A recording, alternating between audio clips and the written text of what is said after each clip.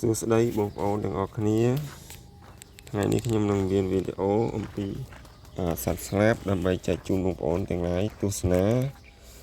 តើបងប្អូនបានធ្លាប់ឃើញសត្វប្រភេទនេះដែរឬទេ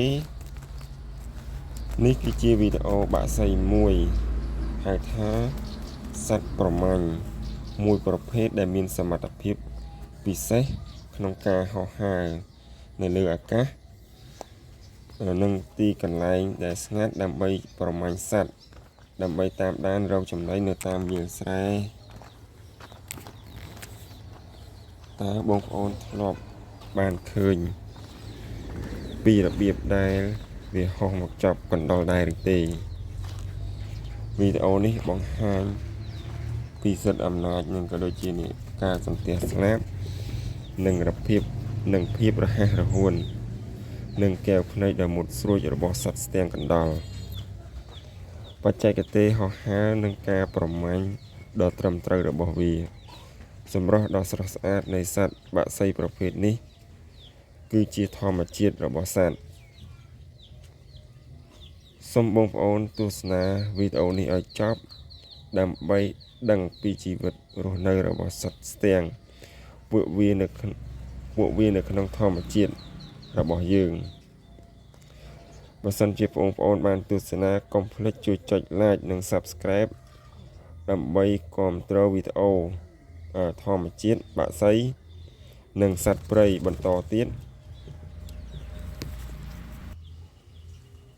សូមបងប្អូនទស្សនាវីដេអូសត្វស្លាបជាពិសេសគឺសត្វស្ទាំ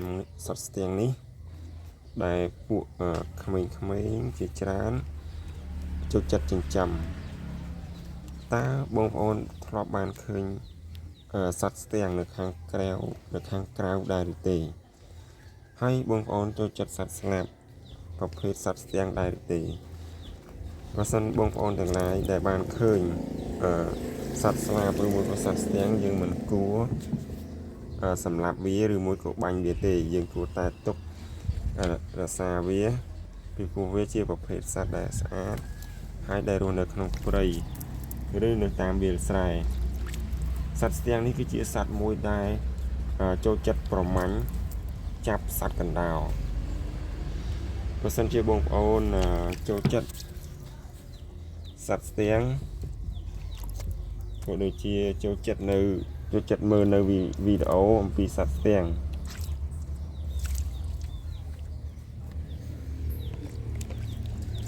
ក៏សូមស្វាគមន៍មកកាន់ Channel សត្វស្លាបក៏ដូចជា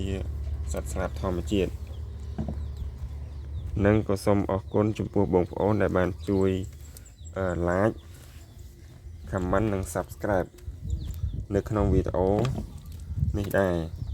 ជាពិសេសជូនពរបងប្អូនទាំងឡាយជួបសំណាងល្អនៅក្នុងឆ្នាំថ្មីអរគុណបាយបាយ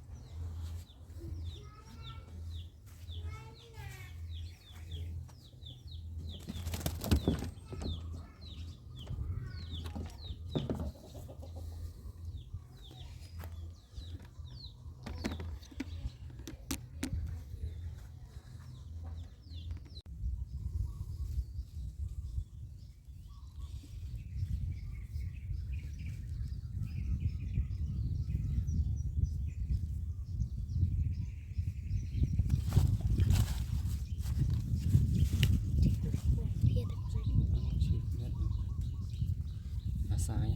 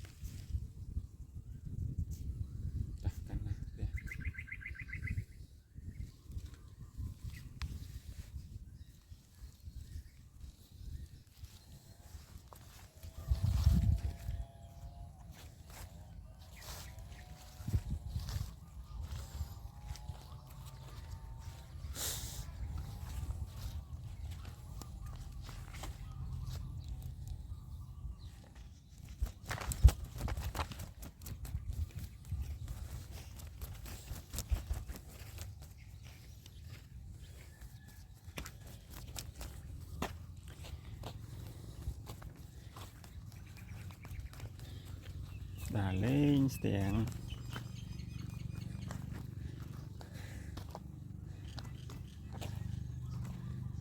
thì thấy style với họ này